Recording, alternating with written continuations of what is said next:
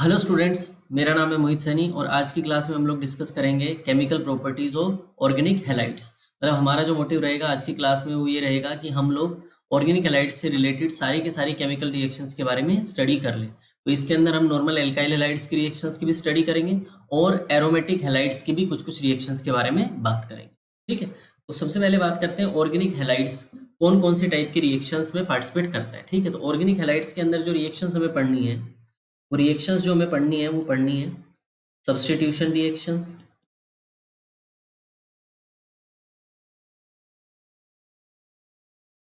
सबसे पहले बात करेंगे सब्स्टिट्यूशन रिएक्शन के बारे में, फिर बात करेंगे एलिमिनेशन रिएक्शन के बारे में।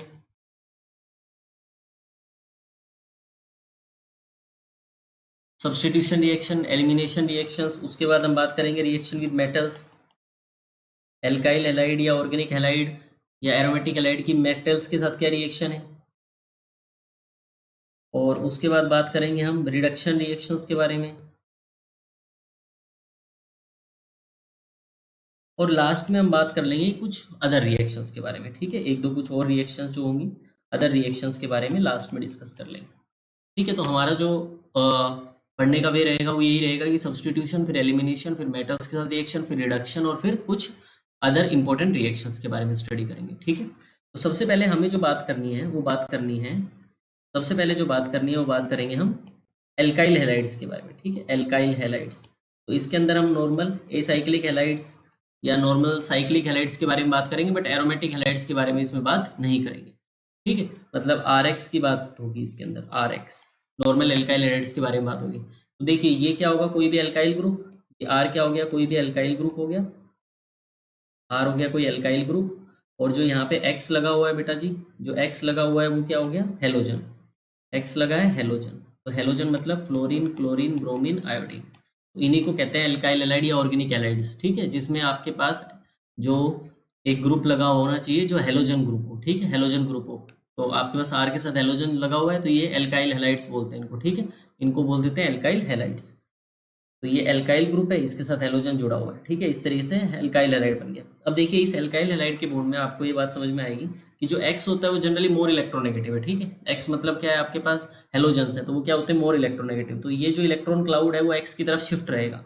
ये जो इस बॉन्ड का इलेक्ट्रॉन क्लाउड है वो किसकी तरफ शिफ्ट रहेगा, एक्स की तरफ शिफ्ट रहेगा। इसका मतलब है कि इसके ऊपर कैसा चार्ज आएगा, इसके ऊपर पार्शियल नेगेटिव चार्ज डेवलप कर जाएगा और आर के ऊपर पार्शियल पॉजिटिव चार्ज डेवलप कर जाएगा। ठीक है, तो आर के ऊपर पॉजिटिव चार्ज है, पार्शियल पॉजिटिव चार्ज है, और एक्स के ऊपर पार्शियल नेगेटिव चार्ज है। ठीक है, बात समझ में आ गई या नहीं आ गई। दूसरी बात, अगर हम बात करेंगे बॉन्ड स्ट्रेंथ की,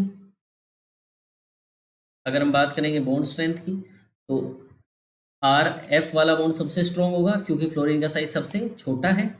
उसके बाद बॉन्ड जो स्ट्रॉन्ग होगा आर एफ का सबसे स्ट्रॉन्ग होगा, उसके बाद जो स्ट्रॉन्ग होगा वो होगा आर सी एल का, फिर आएगा बॉन्ड आर बी आर वाला, फिर आएगा बॉन्ड आर आई वाला। क्यों आएगा, आर आई वाला बॉन्ड सबसे वीक है क्योंकि आयोडीन का साइज सबसे बड़ा है। ठीक है, जैसे जैसे साइज बढ़ता चला जाता है उतनी बेटर ओवरलैपिंग नहीं होती, बेकार ओवरलैपिंग हो जाती है। ओवरलैपिंग बेकार होगी तो इसका मतलब है कि बॉन्ड बेकार बनेगा, बॉन्ड बेकार बनेगा तो उसकी बॉन्ड स्ट्रेंथ भी कम होगी। ठीक है, तो इसका मतलब ये हो गया बॉन्ड स्ट्रेंथ ही है। तो हमें तो क्या करना है, आर एक्स की रिएक्शन करानी है। तो बताइए कौन आसानी से रिएक्ट कर जाएगा, तो जिसका बॉन्ड आसानी से टूट जाए वो आसानी से रिएक्ट कर जाएगा भाई। जिसको तोड़ने में बहुत कम एनर्जी लगेगी तो वो बॉन्ड आसानी से टूट जाएगा और वो रिएक्शन बहुत बढ़िया से हो जाएगी। तो ध्यान रखना है कि अगर मैं रिएक्टिविटी की बात करूं कि रेट ऑफ रिएक्शन किसके अंदर सबसे बढ़िया होगा, रेट ऑफ रिएक्शन और रिएक्टिविटी किसकी सबसे बढ़िया होगी, या बॉन्ड बनाने की टेंडेंसी किसकी सबसे बढ़िया होगी, तो आप ये कह सकते हैं कि आर एफ की सबसे कम, फिर आर सी एल की, फिर आर बी आर की, फिर आर आई की। आर आई की सबसे बढ़िया हो जाएगी। क्यों हो जाएगी, क्योंकि आर आई का बॉन्ड सबसे वीक था, जो सबसे वीक बॉन्ड है वो आसानी से टूट जाएगा, आसानी से टूट जाएगा तो आसानी से रिएक्शन में पार्टिसिपेट कर लेगा। ठीक है, तो सबसे पहले इसके बारे में जो हमें स्टडी करना है, जो सबसे पहले हमें इसके बारे में स्टडी करना है, तो वो करना है किसके बारे में स्टडी, सब्स्टिट्यूशन रिएक्शन के बारे में। ठीक है, तो हम स्टार्ट करेंगे, जो हमारी स्टडीज जो होंगी वो किसके से स्टार्ट होंगी, सब्स्टिट्यूशन रिएक्शन। और सब्स्टिट्यूशन के अंदर nucleophilic substitution, nucleophilic substitution, nucleophilic substitution के बारे में स्टडी करेंगे सबसे पहले, सब्स्टिट्यूशन रिएक्शंस। ठीक है, तो यहाँ पे होगा क्या, देखिए किस तरीके की रिएक्शन है। तो सबसे पहले रिएक्शन यही है, तो यहाँ पे हमारे पास क्या है, यहाँ पे हमारे पास आर है, यहाँ पे हमारे पास आर है, आर एक्स के साथ जुड़ा हुआ है। यहाँ पे कोई भी न्यूक्लियोफाइल आएगा तो न्यूक्लियोफाइल क्या होता है, न्यूक्लियोफाइल होता है न्यूक्लियस लविंग स्पीसीज, ठीक है। न्यूक्लियस लविंग मतलब जो पॉजिटिव चार्ज की तरफ अट्रैक्ट हो, ठीक है। तो न्यूक्लियस लविंग कौन हो सकता है, तो ये न्यूक्लियोफाइल जो होगा या तो इस पे लोन पेयर होना चाहिए, भाई इलेक्ट्रॉन ही तो पॉजिटिव चार्ज की तरफ अट्रैक्ट करते हैं, या फिर इस पे क्या होना चाहिए, नेगेटिव चार्ज होना चाहिए। या तो इलेक्ट्रॉन होना चाहिए या फिर इस पे क्या होना चाहिए, नेगेटिव मतलब लोन पेयर होने चाहिए, या फिर इस पे नेगेटिव चार्ज होना चाहिए। अब इस बॉन्ड की पोलैरिटी हम ऑलरेडी जान चुके हैं, इसके ऊपर कैसा चार्ज, डेल्टा नेगेटिव, इसके ऊपर कैसा चार्ज, डेल्टा पॉजिटिव। न्यूक्लियोफाइल क्या है, लोन पेयर और नेगेटिव चार्ज वाली स्पीसीज है जिसको पॉजिटिव चार्ज पे अटैक करना है, मतलब न्यूक्लियस लविंग है। न्यूक्लियोफाइल मतलब न्यूक्लियस लविंग, मतलब इसको कहाँ पे अटैक करना है, पॉजिटिव चार्ज पे। तो जो न्यूक्लियोफाइल है, इस तरीके से मेरे पास कोई न्यूक्लियोफाइल है तो वो इस आर पे अटैक करेगा और यहाँ से एक्स निकल जाएगा, ठीक है। आर पे अटैक करेगा और एक्स निकल जाएगा। इसीलिए मैं बात कर रहा था कि अगर आर एक्स जो निकल जाएगा, तो एक्स के निकलने के बाद ध्यान से समझना कि फ्लोरीन क्लोरीन ब्रोमीन आयोडीन में से कौन सा बॉन्ड आर के साथ सबसे बढ़िया रहा होगा, तो फ्लोरीन रहा होगा, मतलब वो वाला बॉन्ड सबसे मुश्किल से टूटेगा, लेकिन आयोडीन वाला बॉन्ड सबसे आसानी से टूट जाएगा। इसीलिए रेट ऑफ रिएक्शन किसके केस में सबसे बढ़िया होगी, आयोडीन के केस में होगी, क्योंकि आर आई का बॉन्ड आसानी से ब्रेक हो जाएगा। तो यहाँ से आपके पास आर और न्यूक्लियोफाइल का बॉन्ड बन गया और यहाँ से कौन निकल गया, एक्स माइनस निकल गया। कौन निकल गया, एक्स माइनस निकल गया, मतलब इस बॉन्ड के दोनों इलेक्ट्रॉन लेके एक्स चला गया, आर के ऊपर पॉजिटिव चार्ज आ गया, न्यूक्लियोफाइल ने आर पे अटैक कर दिया तो आर एन यू बन गया। तो ये एक तरीके की सब्सटीट्यूशन हो गई। मतलब क्या हुआ, आर एक्स से आर एन यू बन रहा है। क्या हो रहा है बेटा जी, आर एक्स से आर एन यू बन रहा है। तो इसका मतलब है कि X is substituted by X is substituted by N U. X को किसने सब्सटीट्यूट कर दिया, न्यूक्लियोफाइल ने सब्सटीट्यूट कर दिया। अगर एक्स को न्यूक्लियोफाइल ने सब्सटीट्यूट कर दिया तो ये एक तरीके की क्या हो गई, सब्सटीट्यूशन रिएक्शन, ठीक है। तो अब हम देखते हैं कि कौन कौन से तरीके के न्यूक्लियोफाइल हो सकते हैं, कौन कौन से तरीके के न्यूक्लियोफाइल हो सकते हैं, या कौन कौन से न्यूक्लियोफाइल्स ये रिएक्शन देते हैं आर एक्स के साथ। तो सबसे पहले सिंपल सी बात करते हैं कि हमारे पास कोई आर एक्स है, हमारे पास कोई आर एक्स है, और सबसे पहले उसके अंदर हमने ऐड करा एक्वस के ओ एच, एक्वस केओएच। तो बेटा जी एक्वस केओएच से जो न्यूक्लियोफाइल मिलेगा वो क्या मिलेगा, ओ एच माइनस। तो आप बताओ क्या रिएक्शन हो जाएगी कि आर एक्स और ओ एच माइनस का अटैक होगा, तो आर और ओ एच जुड़ जाएंगे और एक्स माइनस बाहर निकल जाएगा। तो क्या बन जाएगा, आर ओ एच और एक्स माइनस। बोलो बात समझ में आ गई या नहीं आ गई। तो सबसे पहला किसका यूज किया हमने, एक्वस केओएच का, ठीक है। ये रिएक्शन हो गई। सेकेंड रिएक्शन की अगर बात करें, सेकेंड रिएक्शन की अगर बात करें, आर एक्स की रिएक्शन आप करा रहे हो, और अगर आप रिएक्शन करा देते हो ए जी ओ एच और मोइस्ट Ag2O, AgOH के साथ भी रिएक्शन करा दोगे तो भी आपको क्या ही मिल रहा है, OH ही मिल रहा है। तो भी यहाँ पे क्या मिल जाएगा, ROH प्लस एक्स माइनस। तो AgOH से भी आपको क्या ही मिल जाएगा, OH, और OH का अटैक होगा, ठीक है। तो इस तरीके से आपके पास ऑक्सीजन के लोन पेयर का अटैक होगा और यहाँ से कौन निकल जाएगा, एक्स बाहर निकल जाएगा, ठीक है। AgOH में इस तरीके से रिएक्शन होती है, ठीक है, समझ लेना। ये बात हम एक्सप्लेन भी कर देंगे कि AgOH में OH माइनस हमने इस तरीके से अलग क्यों नहीं बनाए, जैसे ऊपर के केस में हमने OH माइनस अलग से लिख दिए थे, वैसा क्यों नहीं लिखा, तो उसके बारे में भी हम आगे डिस्कस कर लेंगे, ठीक है। उसके बारे में अभी हम डिस्कस कर लेंगे। नेक्स्ट बात पे आए, नेक्स्ट बात जो हमारे पास है, अगर हम आर एक्स की रिएक्शन, देखिए इसी में एक और बात समझ सकते हैं आप, इसी में एक बात नोट बना के मैं समझा देता हूँ आपको। इसी में एक नोट भी है कि अगर आप आर एक्स की रिएक्शन, जैसे मैंने कहा मोइस्ट AgO2 के साथ कराओ, अगर आप ड्राई Ag2O के साथ कराते तो आपके पास ईथर बन जाता, आपके पास ईथर बन जाता, आपके पास ROH का प्रिपरेशन नहीं होता, आपके पास किसका प्रिपरेशन हो जाता, ईथर का प्रिपरेशन हो जाता, ठीक है। उसका क्या रीज़न है कि सर इस केस में ईथर का प्रिपरेशन क्यों हो जाएगा, तो उसका रीज़न ये होता है कि यहाँ पे RX है, तो आप इसको इक्वलेंट समझ लीजिए, इसको इक्वलेंट समझ लीजिए कि यहाँ से आपके पास O2 माइनस मिल रहा है, ठीक है। मैं एग्जैक्टली नहीं कह रहा कि यहाँ पे O2 माइनस मिल रहा होगा, लेकिन रिएक्शन उसी तरीके से होगी, ठीक है। तो यहाँ पे मान लीजिए आपके पास O2 माइनस है, ठीक है। तो यहाँ से आपके पास क्या बन गया, एक बार अटैक हुआ तो बन गया RO minus, R O minus बन गया ना, ओ माइनस ने यहाँ पे अटैक किया, एक्स यहाँ से निकल गया तो बन गया आर ओ माइनस। अब आर ओ माइनस है तो ये फिर से क्या करेगा, फिर से आर एक्स पे अटैक कर देगा, तो ऑक्सीजन का अटैक फिर से आर पे हुआ, यहाँ से एक्स बाहर, क्या बन जाएगा, R O R plus X minus. तो इस तरीके से दो आर एक्स के मॉलिक्यूल के साथ रिएक्ट कर लेता है और यहाँ से क्या बन जाता है आपके पास, यहाँ पे आपके पास क्या बन जाता है, ईथर का प्रिपरेशन हो जाएगा, ठीक है। लेकिन ध्यान रहे कि O2 माइनस नहीं करता, ऑक्सीजन के लोन पेयर अटैक करते हैं, ठीक है, ऑक्सीजन के लोन पेयर अटैक कर रहे होते हैं, लेकिन हमने उसको इक्विवेलेंट मान के बता दिया है, ठीक है, इक्विवेलेंट मान के बता दिया, इसी तरीके से रिएक्शन हो जाएगी। उसके बाद तो ध्यान रखना है, अगर मोइस्ट Ag2O होता तो क्या फर्क होता, तो ध्यान रखना मोइस्ट Ag2O का मतलब हो गया Ag2O प्लस वाटर, तो इससे तो AgOH ही बन जाएगा, इससे तो AgOH ही बन जाएगा, और AgOH की तो रिएक्शन क्या हो जाएगी, ROH बन जाएगा उससे तो। लेकिन अगर ड्राई Ag2O है तो उससे AgOH नहीं बनेगा, और उससे AgOH नहीं बनेगा तो वहां से फाइनल प्रोडक्ट एल्कोहल ना मिलके ईथर मिल जाएगा, ठीक है, सी वाला। अब अगर मान लीजिए थर्ड रिएक्शन की बात करें, RX की रिएक्शन बात करें सोडियम एल्कोक्साइड के साथ, ठीक है, RO माइनस Na+, इसके साथ रिएक्शन करें सोडियम एल्कोक्साइड, या RONA भी लिख के दे देता है इसको, तो मैंने आपके साथ चार्ज में सेपरेट करके दे दिया। लेकिन अगर सोडियम एल्कोक्साइड के साथ रिएक्शन करेंगे, इसको सोडियम एल्कोक्साइड बोल देते हैं।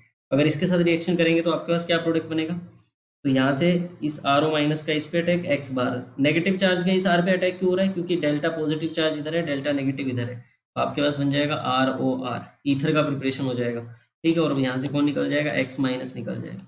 अब यहाँ पे ईथर का प्रिपरेशन हो गया, इस मेथड को कहते हैं विलियमसन ईथर सिंथेसिस। क्या कहते हैं बेटा जी, विलियमसन ईथर सिंथेसिस। तो ये हमारे पास ईथर बनाने का तरीका हो गया, ठीक है, इसको हम कहते हैं विलियमसन ईथर सिंथेसिस। बट इसके अंदर भी एक इंपॉर्टेंट बात है, जैसे यहाँ पे हमने एक नोट लिखा था, यहाँ पे भी एक नोट लिख लेना है हमें, कि जो ईथर का प्रिपरेशन होगा ना बेटा जी, जैसे यहाँ पे आपने ईथर का प्रिपरेशन कराया, तो ये ध्यान रखना कि RX plus RO minus Na+, तो यहाँ से जब ईथर का प्रिपरेशन हुआ है, ROR बना है, तो उसके लिए कंडीशन ये है, उसके लिए कंडीशन ये है कि आपके पास ये जो R है ये 1 डिग्री RX होना चाहिए, ठीक है, 1 डिग्री एल्काइल हैलाइड होना चाहिए ये। अगर ये 2 डिग्री और 3 डिग्री हुआ तो 1 डिग्री RX के केस में तो ईथर बन जाएगा, और अगर मान लीजिए 2 डिग्री और 3 डिग्री RX हुआ तो यहाँ पे क्या हो जाएगी, एलिमिनेशन रिएक्शन हो जाएगी, जिसके बारे में हम आगे डिस्कस करेंगे। एलिमिनेशन रिएक्शन हो जाएगी, और यहाँ पे एल्कीन का प्रिपरेशन होता है। किसका प्रिपरेशन होता है, एल्कीन का। तो 1 डिग्री के केस में तो ईथर बन जाता है, लेकिन 2 और 3 डिग्री के केस में एलिमिनेशन हो जाती है, ठीक है, और क्या बन जाता है, एल्कीन बन जाता है। क्या बन जाता है, एल्कीन। तो याद रखना एल्कोक्साइड बहुत इंपॉर्टेंट है, क्योंकि एल्कोक्साइड 1 डिग्री के साथ ईथर देते हैं, लेकिन 2 और 3 डिग्री के साथ एलिमिनेशन बना देते हैं, ठीक है, एलिमिनेशन प्रोडक्ट मिलता है हमें। नेक्स्ट वाली रिएक्शन की बात करें, देखिए बाकी सब रिएक्शन बिल्कुल सिंपल ही है, सी वाले पार्ट के बाद डी वाले पार्ट पे आगे। अगर यहाँ पे रिएक्शन की बात करें तो RX की रिएक्शन आप करा दीजिए NaSH के साथ, ठीक है, NaSH के साथ करा दीजिए, मतलब हाइड्रोसल्फाइड के साथ आपने रिएक्शन करा दी, NaSH के साथ रिएक्शन करा दी, तो यहाँ से आपको क्या मिलेगा बेटा जी, यहाँ से मिलेगा SH minus Na+, SH minus का मतलब यहाँ पे इसका अटैक, और यहाँ से कौन बार, X बार, तो बन जाएगा क्या, RSH। बोलो क्या बन जाएगा, RSH बन जाएगा या नहीं बन जाएगा। तो इस तरीके से आपके पास ये प्रोडक्ट बन गया, ठीक है। उसके बाद अगर ई पार्ट में बात करें, सिमिलर रिएक्शन है, बस न्यूक्लियोफाइल का देख लेना है। अगर यहाँ से आपने रिएक्शन करा दी किसके साथ, NaSH की जगह NaSR, तो यहाँ पे फिर से बात कर लो, ये पॉजिटिव, S पे नेगेटिव, यहाँ से नेगेटिव का अटैक X बार, तो क्या बन जाएगा यहाँ पे प्रोडक्ट, RSR, ठीक है। इसी तरीके से आप, इसी तरीके से एक और बात समझिए इसमें, इसी तरीके से एक और बात समझिए, अगर मान लीजिए इस तरीके से होता, सल्फाइड होता कोई, Na2S होता, ठीक है, सोडियम सल्फाइड है, तो अगर इस तरीके से होता तो क्या होता, तो इस तरीके से होता, तो देखिए S पे कितने माइनस होंगे, 2 माइनस होंगे, तो पहले तो ये इस तरीके से अटैक कराओ, तो क्या बन जाएगा, RS माइनस, बोलो RS माइनस बनेगा, तो इसका मतलब है RS माइनस बनने के बाद दूसरा RX के मोलिक्यूल पे फिर से अटैक कर देगा, और फिर से अटैक कर देगा, तो आपके पास क्या प्रोडक्ट बन जाएगा, आपके पास प्रोडक्ट बन जाएगा RSR। ये बिल्कुल Ag2O वाला केस ही हो गया, Ag2O वाले में ईथर बनता था, इसके केस में क्या बन गया, थायो ईथर, क्योंकि देखिए वहां पे क्या था, O पे 2 माइनस थे, यहाँ पे S पे 2 माइनस है, 2 बार रिएक्शन हुई, वहां पे बन गया ईथर, यहाँ पे क्या बन गया, थायो ईथर, मतलब RSR बन गया, ठीक है। मतलब ये भी नॉर्मल क्या है, आपके पास एक सब्स्टिट्यूशन रिएक्शन है, नॉर्मल सब्स्टिट्यूशन रिएक्शन है, लेकिन 2 बार हो रही है, ठीक है, सब्स्टिट्यूशन रिएक्शन है, 2 बार इसके बारे में बात कर रहे हैं। नेक्स्ट रिएक्शन की बात करें, अगर नेक्स्ट रिएक्शन की बात करें तो इसके केस में जो नेक्स्ट रिएक्शन हमें देखनी है वो है, जैसे आप रिएक्शन देख लीजिए NH3 के साथ, ठीक है, RX की रिएक्शन अगर आप NH3 के साथ कराते हैं, अभी तक तो सब नेगेटिव चार्ज का अटैक करा रहे थे, अब नाइट्रोजन के ऊपर तो नेगेटिव चार्ज है नहीं, तो नाइट्रोजन अपने किससे अटैक करेगा, लोन पेयर से, तो इसके केस में हम किसका यूज कर लेंगे, लोन पेयर का, ठीक है। तो यहाँ पे इसका अटैक हुआ, यहाँ से कौन बाहर, X माइनस बार, तो यहाँ से बन जाएगा RNH3 पॉजिटिव, क्या बन जाएगा, RNH3 पॉजिटिव। RNH3 पॉजिटिव बनने के बाद ये यहाँ से क्या करेगा, अपना H प्लस लूज कर देगा, अपना H प्लस लूज कर देगा, तो फाइनली क्या बन जाएगा, RNH2 बन जाएगा, क्या बन जाएगा, RNH2। तो इस केस में हमारे पास क्या प्रोडक्ट बन जाता है, RNH2। लेकिन ध्यान रखना है, लेकिन क्या ध्यान रखना है, बट यहाँ पे क्या होता है, रिएक्शन आगे चलती रहती है, रिएक्शन आगे चलती रहती है, मतलब आगे भी जाने के चांसेस होते हैं। किस तरीके से कि अगर मान लीजिए आर एक्स है, NH3 बना, नाइट्रोजन के लोन पेयर ने अटैक करा बेटा जी, नाइट्रोजन के लोन पेयर ने अटैक करा, एक्स को बाहर निकाला, क्या बन गया, RNH3+ बना, वहां से मैंने H+ निकाल दिया तो क्या बन गया, RNH2 बन गया। अब RNH2 है तो नाइट्रोजन पे अभी भी लोन पेयर है, नाइट्रोजन पे लोन पेयर है तो फिर से किस पे अटैक कर देगा, RX पे अटैक कर देगा। नाइट्रोजन का अटैक यहाँ पे हुआ, कौन बाहर, X बाहर, तो यहाँ से बन जाएगा R2NH2 पॉजिटिव, तो वहां से H+ निकाल दो तो RX पे अटैक कराने के बाद -H+, तो क्या बन जाएगा R2NH। उसका फिर से रिएक्शन किसके साथ करा दो, RX के साथ फिर से रिएक्शन करा दो, तो नाइट्रोजन का लोन पेयर फिर से अटैक करेगा, यहाँ से निकल जाएगा, फिर से H+ निकाल दो, क्या बन जाएगा R3N बन जाएगा। ठीक है, इसका फिर से अटैक करा दो किस पे, RX पे फिर से अटैक करा दो। RX अगर मान लीजिए इस तरीके से गिवन है आपको, तो फिर से इस तरीके से अटैक होता रहेगा और आपके पास यहाँ पे क्या बन जाएगा R4N+X-। क्यों क्यों, अब नाइट्रोजन का पॉजिटिव चार्ज नहीं हट सकता, पॉजिटिव चार्ज हटाने के लिए किसका यूज कर रहा था ये, पॉजिटिव चार्ज हटाने के लिए H+ को रिमूव कर दे रहा था, लेकिन अब R4N+ है तो कोई उस पर हाइड्रोजन तो है नहीं, तो हाइड्रोजन को रिमूव नहीं कर पा रहा, तो ये इस तरीके से R4N+X- बन जाएगा। इसको बोलेंगे quaternary ammonium salt, quaternary ammonium salt. और ये जो कंप्लीट जो प्रोसेस हुआ है, ये जो कहानी हुई है, इसको कहते हैं होफमैन अमोनोलिसिस। क्या कहते हैं बेटा जी, होफमैन अमोनोलिसिस। ठीक है, तो ये इस तरीके से रिएक्शन होती है, ये रिएक्शन इस तरीके से होती है। ठीक है,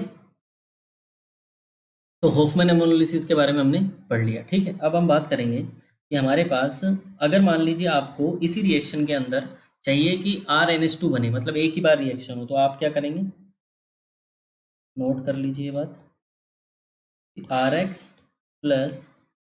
NH3, और आप इससे प्रोडक्ट जो चाहते हैं वो ये चाहते हैं कि RNH2 ही बने, मतलब ठीक है, मेजर प्रोडक्ट यही बने, क्वाटरनरी अमोनियम सोल्ट की तरफ हम ना जाएं। ठीक है, उस तरफ हमारी रिएक्शन ना जाए, तो आप क्या कर लो, उस केस में आप क्या कर लेना, इसको एक्सेस में ले लेना। ठीक है, इसको एक्सेस में ले लेना। ठीक है, तो ये अगर ये एक्सेस में रहेगा तो आपके पास जो मेजर प्रोडक्ट बनेगा वो क्या बनेगा, RNH2 बनेगा, क्योंकि अगर NH3 एक्सेस में रहेगा तो एक RNH2 बन भी गया तो उसके बाद भी जो फर्दर RX के साथ रिएक्शन करेगा वो कौन ही करेगा, NH3 करेगा, क्योंकि NH3 का नंबर बहुत ज्यादा होगा। जैसे जैसे जैसे ही RX की रिएक्शन हुई, मान लीजिए इसके बहुत ज्यादा कंसंट्रेशन है, NH3 को आपने बहुत ज्यादा एक्सेस में ले लिया, तो प्रोडक्ट बन गया RNH2 बन गया। अब हमारे पास जो और RX पड़ा हुआ है उसके साथ फर्दर NH3 और RNH2 में से कौन अटैक करेगा, तो यही रिएक्शन कर लेगा। ये रिएक्शन करने के लिए उतना ज्यादा अवेलेबल नहीं रहेगा, क्योंकि NH3 बहुत ज्यादा एक्सेस में ले रखे हैं, तो NH3 फिर से RX साथ रिएक्शन करेगा, फिर RNH2 बनेगा, तो RNH2 जो है उसको मौका ही नहीं मिलेगा, उसको मौका ही नहीं मिलेगा RX के साथ कंबाइन करने के साथ, क्योंकि जैसे ही RNH2 को मौका मिलता था RX के साथ कंबाइन करने के बाद रिएक्शन फिर आगे चलती चली जाती थी, लेकिन ऐसा नहीं पॉसिबल होगा अगर हम क्या कर लेंगे, अगर हम किसको एक्सेस में ले लेंगे, अगर हमने NH3 को एक्सेस में लिया हुआ है। ठीक है, उसके बाद पढ़ते हैं नेक्स्ट बात के बारे में। तो हमने ये पढ़ लिया ई पार्ट। ठीक है, अगर हम एफ पार्ट की बात करें तो आप RX की रिएक्शन अजाइड आयन से करा दीजिए। ठीक है, RX की रिएक्शन करा दीजिए N3- से। ठीक है, RX की रिएक्शन हम कर रहे हैं N3- से। ठीक है, N3- साथ रिएक्शन कर रहे हैं, तो उस केस में हमारे पास क्या बन जाएगा, यहाँ से बन जाएगा RN3, क्या बन जाएगा RN3 और X-, RN3 और क्या बन जाएगा X-। ठीक है, EF। सिमिलरली ये भी N3- में न्यूक्लियोफाइल है G वाले पार्ट में। अब हम इसके केस में पढ़ेंगे कुछ एम्बीडियंट न्यूक्लियोफाइल्स। एम्बीडियंट न्यूक्लियोफाइल्स क्या होते हैं, एम्बीडियंट न्यूक्लियोफाइल्स ऐसे न्यूक्लियोफाइल्स होते हैं जिसके अंदर टू न्यूक्लियोफिलिक साइट्स हों, जिसके अंदर टू न्यूक्लियोफिलिक साइट्स हों। ठीक है, और वो अलग अलग कंडीशन में दोनों तरफ से इलेक्ट्रॉन डोनेट करता हो। ठीक है, मतलब लोन पेयर या नेगेटिव चार्ज डोनेट करने वाले आपके पास दो एटम्स होने चाहिए। ठीक है, दो एटम्स होने चाहिए, तो इस तरीके की कहानी होगी, उनको कहते हैं एम्बीडियंट न्यूक्लियोफाइल। जैसे इसका केस पढ़ते हैं, जैसे मान लीजिए इसके केस में पढ़ते हैं इंपॉर्टेंट बात, जैसे RX की रिएक्शन आप करा दीजिए KCN के साथ, RX की रिएक्शन आप KCN के साथ करा दीजिए, तो KCN एक आयनिक कंपाउंड है, क्या बना लेगा K+ और Cn-। क्या बन जाएगा, के प्लस और सी एन माइनस, तो सी के ऊपर नेगेटिव चार्ज आ जाएगा, ये न्यूक्लियोफाइल हो जाएगा। तो यहाँ पे क्या होगा इस केस में, आर एक्स के साथ अटैक करने के लिए कौन अवेलेबल है, सी एन माइनस अवेलेबल है, सी का अटैक हुआ तो यहाँ से क्या बन जाएगा, आर सी एन, क्या बन जाएगा, आर सी एन। ठीक है, आर सी एन का फॉर्मेशन हो गया इस केस में। लेकिन अगर मान लीजिए यही रिएक्शन में कराता, आर एक्स की रिएक्शन ए जी सी एन के साथ कराता, तो इस केस में ये जो है, ये एक इसके अंदर कोवलेंट कैरेक्टर ज़्यादा है, क्या है, कोवलेंट कैरेक्टर ज़्यादा है।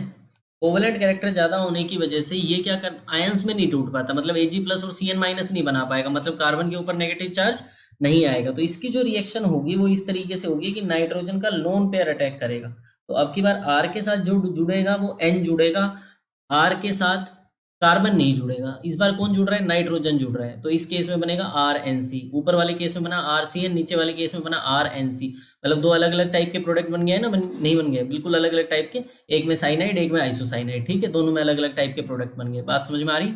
ठीक है, तो इस केस में हमने ध्यान दिया सी एन माइनस का अटैक होगा, अगर सी एन माइनस बन जाता है तो सी का नेगेटिव चार्ज की तरफ से अटैक होगा, अदरवाइज वहां पे कोवेलेंट कैरेक्टर ज्यादा हुआ तो एन के लोन पेयर की तरफ से अटैक हो जाएगा। ठीक, इसी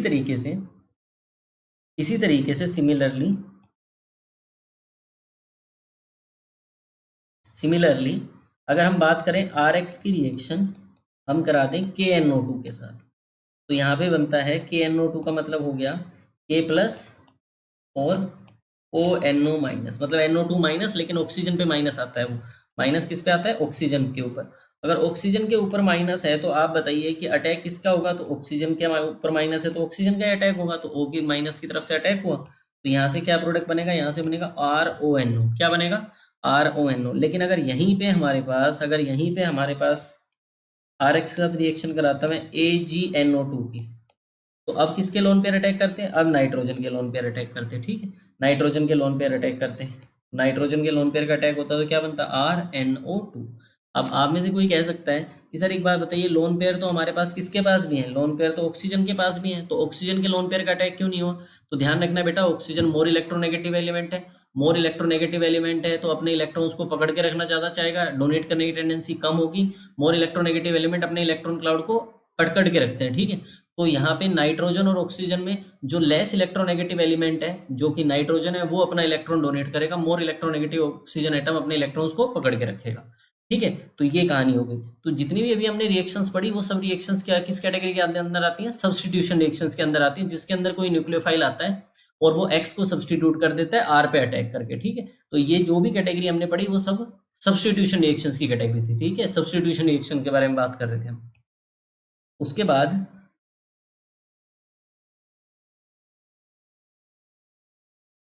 जो सेकेंड टाइप की रिएक्शंस की बात करते हैं वो होती है एलिमिनेशन रिएक्शन।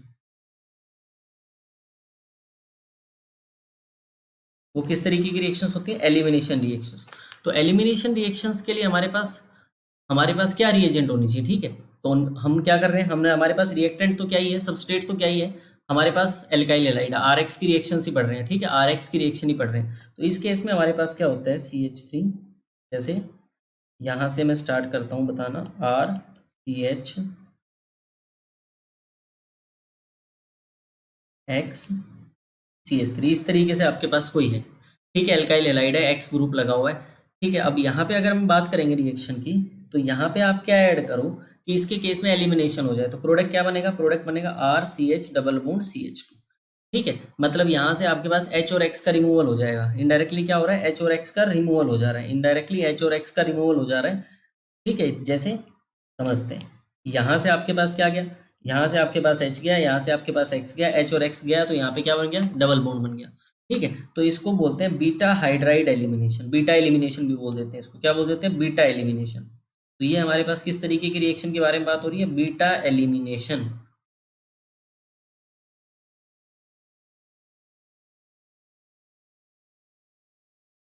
ये हमारे पास बात हो रही है बीटा एलिमिनेशन की। ठीक है, क्यों, क्योंकि जिस कार्बन पे एक्स लगा हुआ है उसके साथ वाले कार्बन से क्या निकल रहा है, एच निकल रहा है, तो इसको बोलते हैं बीटा एलिमिनेशन। ठीक है, बीटा एलिमिनेशन हो रही है क्योंकि हाइड्रोजन यहाँ से निकल रहा है। ठीक है, बीटा पोजीशन से।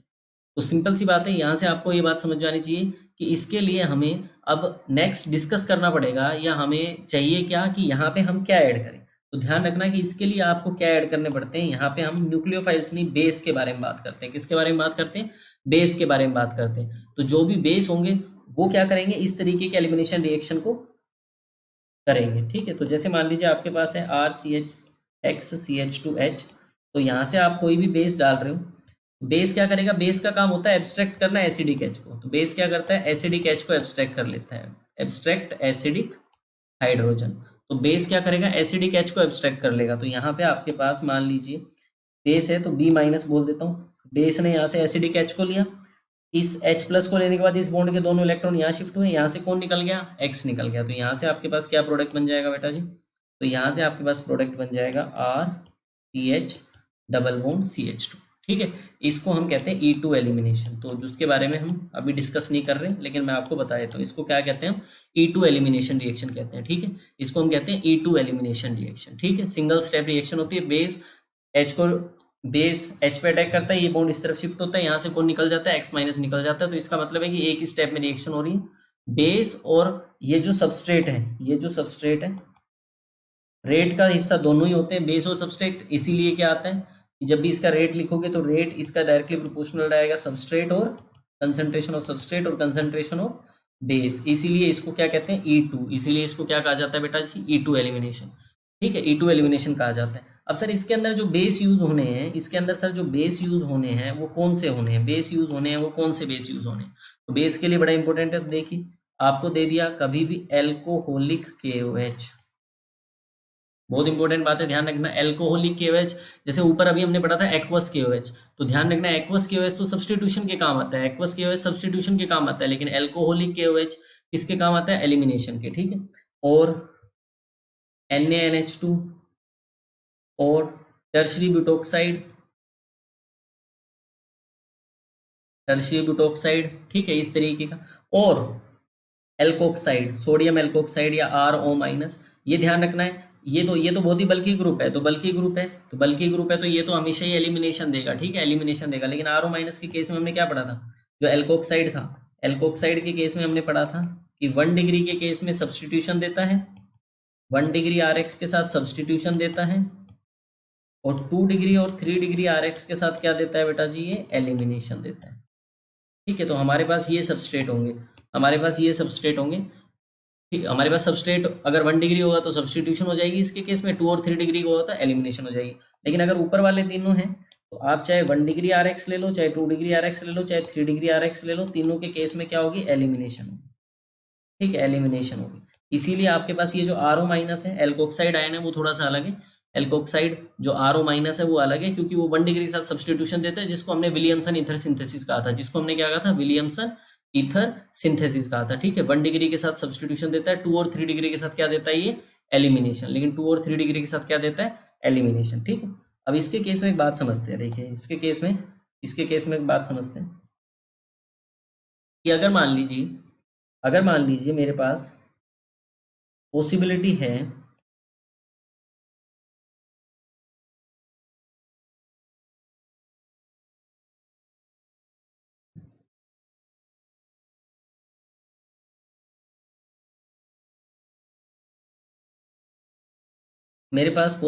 है, मान लीजिए मैंने डाल दिया एल्कोहलिक KOH, तो एल्कोहलिक KOH डाल दिया। तो अगर मान लीजिए मेरे पास पॉसिबिलिटी है कि मेरे पास बीटा हाइड्रोजन ज़्यादा है, ठीक है, दो अलग अलग पोजीशंस पे बीटा हाइड्रोजन अवेलेबल है, तो मैं वहां से बीटा हाइड्रोजन निकालूंगा, जहां से निकालने के बाद जो एल्कीन बने वो मोर स्टेबल एल्कीन बने। ठीक है, जनरली जो आप X की जगह यूज करोगे वो यूज करोगे क्लोरीन, ब्रोमीन और आयोडीन। ठीक है, क्लोरीन, ब्रोमीन और आयोडीन। मैं क्लोरीन, ब्रोमीन और आयोडीन का केस डिस्कस कर रहा हूँ अभी। एल्कोहलिक KOH क्या है, बेस है। बेस का क्या काम है, एसिडिक H को एब्स्ट्रैक्ट करना। तो जिस कार्बन पे X लगा हो उसके साथ वाली पोजीशन से H लेता है, तो या तो यहाँ से H ले सकता है या यहाँ से H ले सकता है। ठीक है, दो पोजीशन से H ले सकता है। तो एक पोजीशन इसको नाम दे दो, दो पोजीशन इसको नाम दे दो, रिएक्शन कराओ। CH3CH, CH3,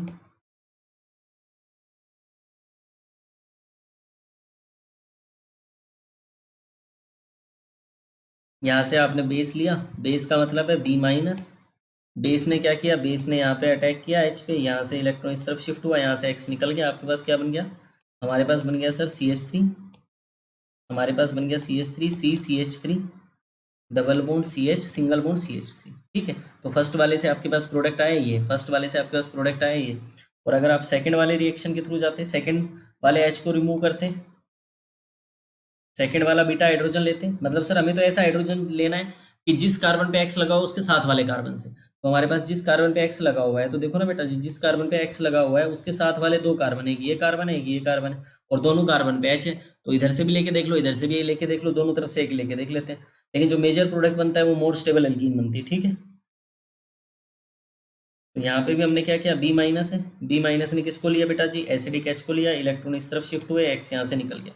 यहाँ से आपके पास बन जाएगा CH3 CH double bond CH2, ये सेकंड वाले से बना। अब इसके केस में देखो, इसके केस में आपके पास क्या है, 9 अल्फा हाइड्रोजन है। अल्फा हाइड्रोजन का मतलब क्या होता है, जो sp2 कार्बन के साथ sp3 कार्बन जुड़ा हुआ है। जैसे ये sp2 कार्बन है, इसके साथ sp3 कार्बन पे 3 हाइड्रोजन, ये भी sp2 कार्बन है, sp3 कार्बन पे 3 hydrogen, 3 hydrogen.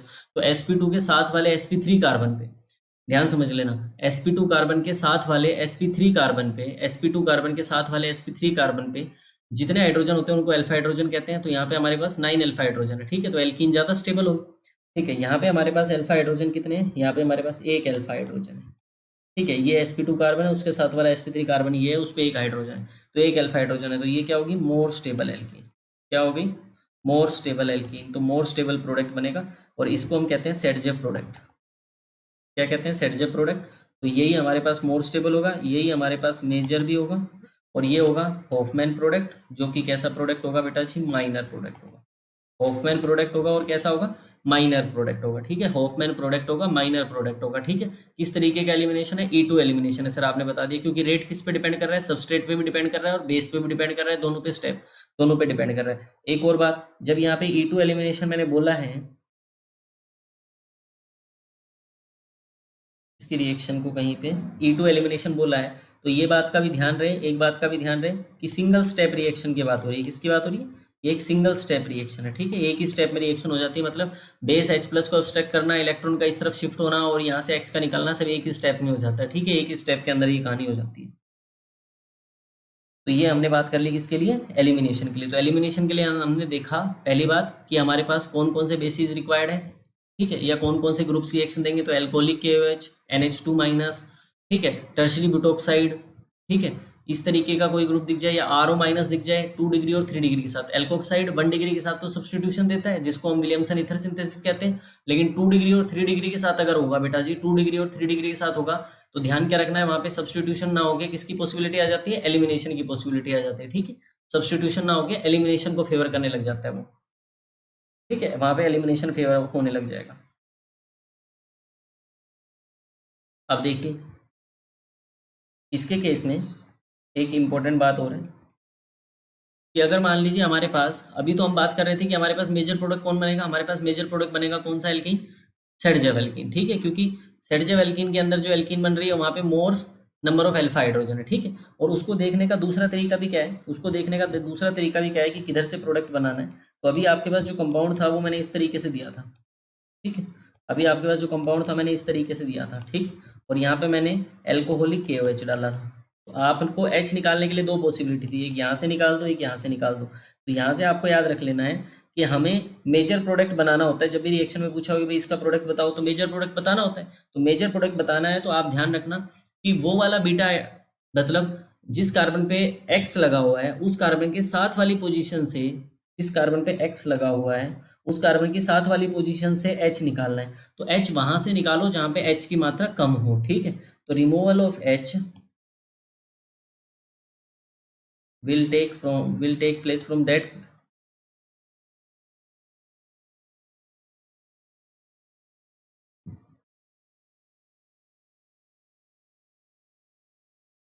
Beta carbon having less number of hydrogen, जिसके अंदर लेस नंबर ऑफ हाइड्रोजन होंगे, मतलब हाइड्रोजन कम हो वहां से हाइड्रोजन निकाल लो। तो देखो यहाँ पे आपके पास कितने हाइड्रोजन थे बेटा जी, यहाँ पे आपके पास 3 हाइड्रोजन थे, 3 हाइड्रोजन थे, और यहाँ इस कार्बन के पास एक हाइड्रोजन था।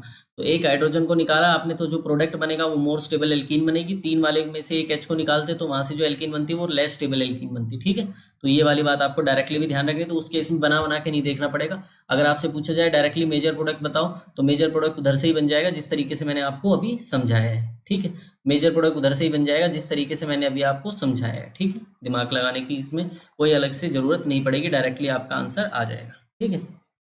इसी तरीके का अगर मान लीजिए इसी पे बेस्ड एक बात आपको बताऊं क्वेश्चन के फॉर्म में, कि अगर यही क्वेश्चन इस तरीके से दे रखा हो, यही क्वेश्चन इस तरीके से दे रखा हो,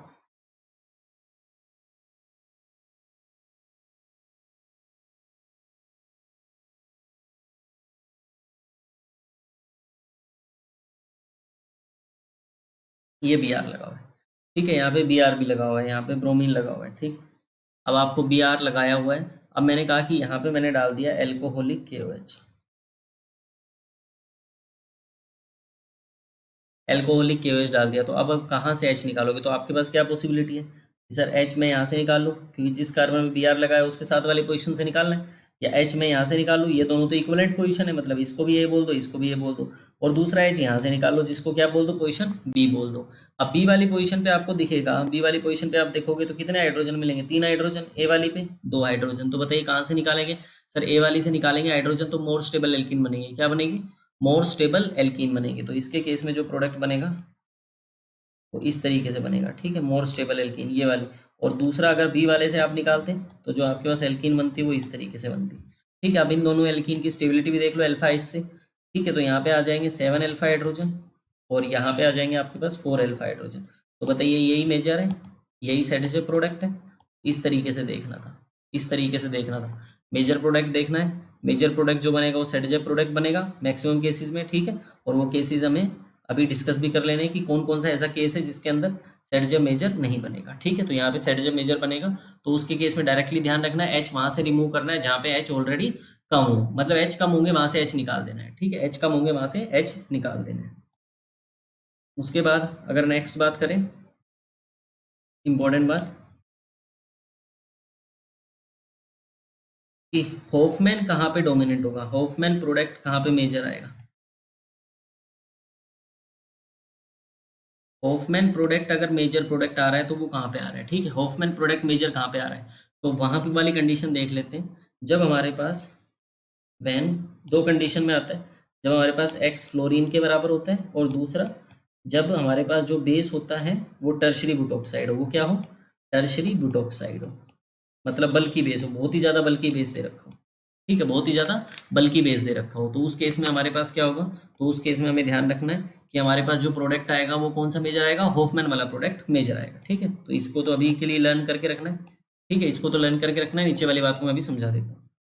जैसे मान लीजिए आपके पास यही रिएक्शन थी, यही रिएक्शन आप करा रहे थे, CH और यहाँ पे मैंने लगा दिया कोई भी हेलोजन है, X लगा दिया, ठीक है, fluorine chlorine chlorine bromine iodine कोई भी हो सकता है, ठीक है, यहाँ पे मैंने लगा दिया X और यहाँ से मैंने रिएक्शन कराई CH2 और यहाँ पे भी मैंने लगा रखा CH3 है, ठीक है, ये भी CH3 CH2H लिख देते हैं।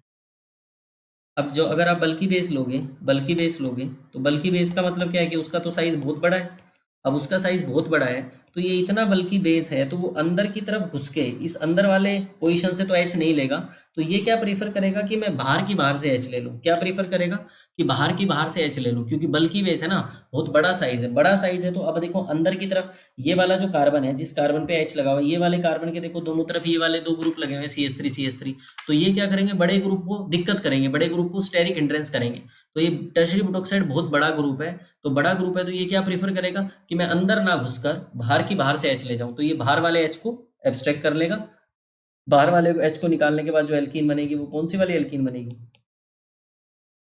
वो वाली हॉफमैन वाला मेजर बनेगा, ठीक है, हॉफमैन प्रोडक्ट मेजर बनेगा। लेकिन ध्यान रखना अभी भी स्टेबल तो सेट वाली एल्कीन है, स्टेबिलिटी पे तो कोई फर्क नहीं पड़ेगा, स्टेबल तो वही एल्कीन होती है जिसमें अल्फा H ज्यादा होते हैं। फिर सर स्टेबल वाली क्यों नहीं बना रहे, भाई स्टेबल वाली बन ही नहीं पा रही क्योंकि जो बेस है वो बहुत बल्कि है, वो अंदर घुस के H नहीं निकाल सकता, तो वो क्या प्रीफर कर रहा है कि मैं सर अंदर नहीं घुस पा रहा, मैं बाहर से H निकाल लूंगा, मैं अंदर नहीं घुस पा रहा, मैं बाहर से H निकाल लूंगा, तो ये क्या प्रीफर करेगा, बाहर से H निकाल लेना, ठीक है। तो जब भी टर्शरी बुटॉक्साइड दे रखा हो तो आपको हॉफमैन वाला प्रोडक्ट मेजर बनाना है, सेटेजेफ वाला प्रोडक्ट बनेगा वो माइनर प्रोडक्ट बनेगा, हालांकि सेटेजेफ अभी भी मोर स्टेबल होगा, ठीक है, मोर स्टेबल एल्कीन ही सेटेजेफ एल्कीन होती है, ठीक है। तो ये हमारे पास बात हो गई किसको लेकर, एलिमिनेशन को लेकर, किसकी बात होगी, एलिमिनेशन को लेकर, ये प्रीफर करते हैं जो एलिमिनेशन रिएक्शन होती है उसका E2 मैकेनिज्म होता है, ठीक है, E2 मैकेनिज्म होता है, मैकेनिज्म आप आगे क्लासों में डिस्कस भी होगा, लेकिन अभी के लिए ये ध्यान रखना कि E2 में एलिमिनेशन होता है। क्यों E2 क्यों बोला? क्योंकि जो रेट होता है वो सबस्ट्रेट और बेस दोनों पे डिपेंड करता है। रेट होता है जो सबस्ट्रेट और बेस दोनों पे डिपेंड करता है। अब बात करते हैं रिएक्शन विद मेटल्स की, ठीक है। रिएक्शन विद मेटल्स, तो एल्काइल हैलाइड की रिएक्शन क्या होती है मेटल्स के साथ? रिएक्शन विद मेटल्स, अलग अलग मेटल्स के साथ अलग अलग तरीके की रिएक्शन होती है, ठीक है। अलग अलग मेटल्स के साथ अलग अलग तरीके की रिएक्शंस होती है, मतलब अलग अलग टाइप के प्रोडक्ट के बारे में बात कर लेंगे।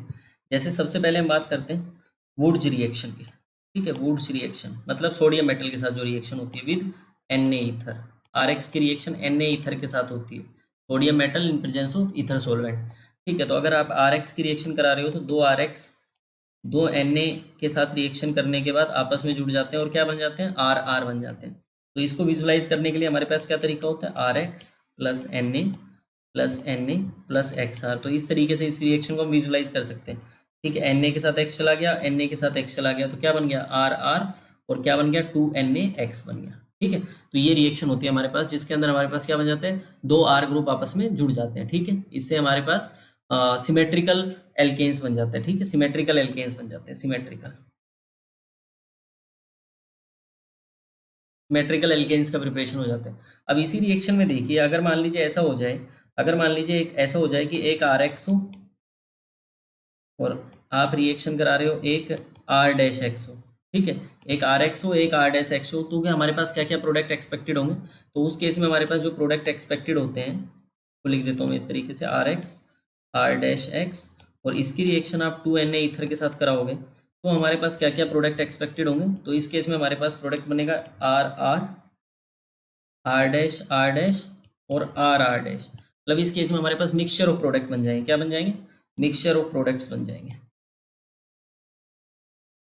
क्यों बन जाएंगे मिक्सचर ऑफ प्रोडक्ट्स? तो देखिए RX वाला जो RX है वो दूसरे RX के साथ भी जुड़ सकता है, मतलब R और R आपस में जुड़ सकते हैं, R- और R- आपस में जुड़ सकते हैं, और R और R- आपस में जुड़ सकते हैं। तो उस केस में हमारे पास मिक्सचर ऑफ प्रोडक्ट्स बन जाएंगे और इनके बॉइलिंग पॉइंट में कोई ज़्यादा डिफरेंस नहीं होगा, ठीक है। तो इनके बॉइलिंग पॉइंट में कोई ज़्यादा डिफरेंस नहीं होगा, तो इनको हम आसानी से अलग नहीं कर सकते। तो मिक्सचर ऑफ प्रोडक्ट बन रहे हैं, जो कि एक गड़बड़ बात है, क्योंकि उनका जो बॉइलिंग पॉइंट है, इनका जो बॉइलिंग पॉइंट है उनमें ज़्यादा डिफरेंस नहीं होगा, ठीक है। तो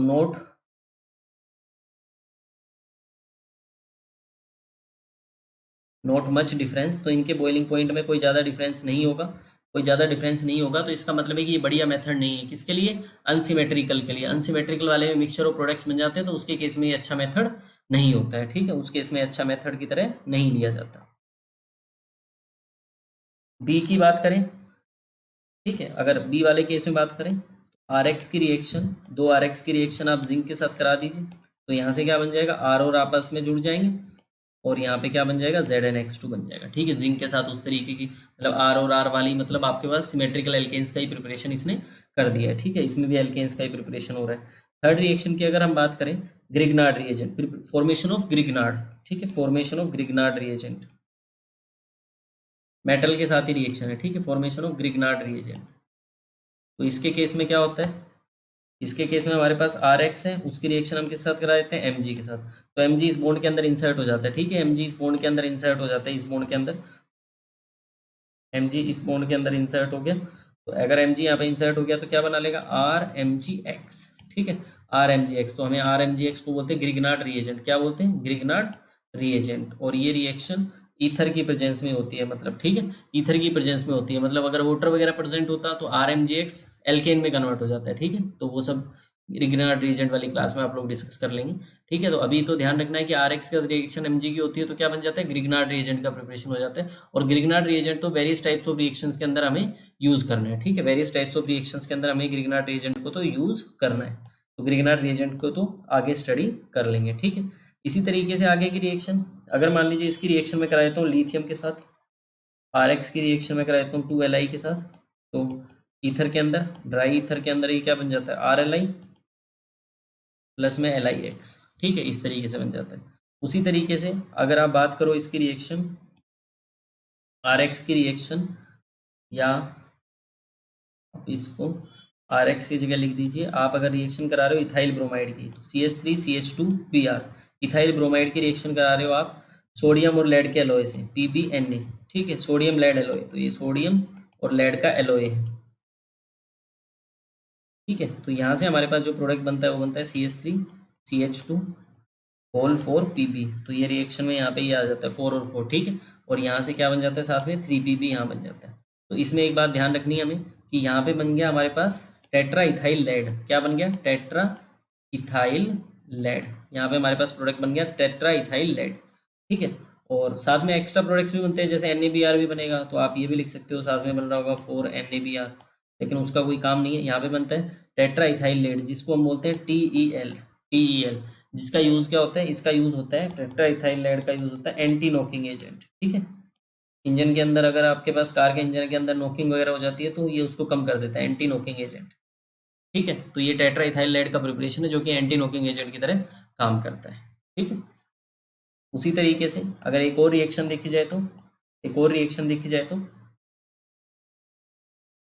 RX की रिएक्शन करा दो NaHG के अमलगम के साथ, सोडियम और मरकरी का अमलगम के साथ रिएक्शन करा दो, तो आपके पास क्या बन गया? R2HG बन जाएगा और NaX बन जाएगा, ठीक है। R2HG बन जाएगा और NaX बन जाएगा। इसको बोलेंगे डाई एल्काइल मरकरी। क्या बोलेंगे? Dialkyl mercury.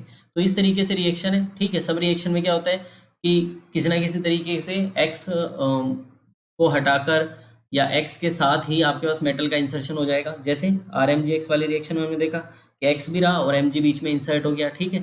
लिथियम वाली में X को हटा के लिथियम आ गया R के साथ, ठीक है। इस तरीके के अलग अलग रिएक्शंस इनके साथ मेटल के साथ ये रिएक्शंस देते हैं, ठीक। तो ये हमारे पास होगी थर्ड रिएक्शन। फोर्थ रिएक्शंस की बात करें, अगर हम फोर्थ टाइप की रिएक्शंस की बात करें तो वो रिएक्शन जो हमारे पास होती है रिडक्शन रिएक्शंस। किसके बारे में बात कर रहे हैं? रिडक्शन। तो रिडक्शन का मतलब क्या होता है भाई? रिडक्शन का मतलब होता है addition of hydrogen, addition of hydrogen. और आप इसको ये भी कह सकते हो removal of more electronegative element, removal of X मतलब more electronegative element. More electronegative element होता है ना, उसका रिमूवल भी क्या कहलाता है? उसका रिमूवल भी क्या कह जाता है? रिडक्शन कहलाता है, ठीक है। रिडक्शन कहलाता है। तो इसके लिए क्या यूज करेंगे? रिड्यूसिंग एजेंट यूज करेंगे जो रिडक्शन करा दें। तो सबसे पहले अगर फर्स्ट रिएक्शन की बात करें तो मान लीजिए RX की रिएक्शन करा रहे हो आप और आपने डाल दिया H2, चाहे निकल डाल दियो, चाहे पैलेडियम डाल दिया, चाहे प्लेटिनम डाल दिया, हीट करा दिया, तो क्या बन जाएगा? X को हटा के क्या लग जाएगा? H लग जाएगा। क्या बन जाएगा? RH plus HX। तो हमारे पास क्या बन गया? H लग गया। तो मतलब क्या हो गया? रिडक्शन हो गया। इसी तरीके से यही रिएक्शन आप करा देते किसके साथ? रेड फोस्फोरस और HI, ठीक है। रेड फोस्फोरस HI के साथ, रेड फोस्फोरस और HI के साथ, तो भी आपके पास क्या प्रोडक्ट बनता? RH, ठीक है। रेड फोस्फोरस HI भी क्या होता है? बहुत स्ट्रॉन्ग रिड्यूसिंग एजेंट होता है, ठीक है। उसके अलावा आप रिएक्शन करा दो जिंक HCl के साथ करा दो और जिंक कॉपर के साथ करा दो। जिंक HCl, जिंक कॉपर, वो सब दोनों के साथ भी करा दोगे तो आपके पास क्या बनेगा? उस केस में भी आपके पास क्या बनेगा? RH बनेगा, ठीक है। यही रिएक्शन किसके साथ ही किसकी करा रहे हो? RX की रिएक्शन, ठीक है। उसी तरीके से RX की रिएक्शन आप करा दो लिथियम एल्यूमिनियम हाइड्राइड के साथ, तो यहाँ से क्या मिलेगा? H माइनस मिलेगा।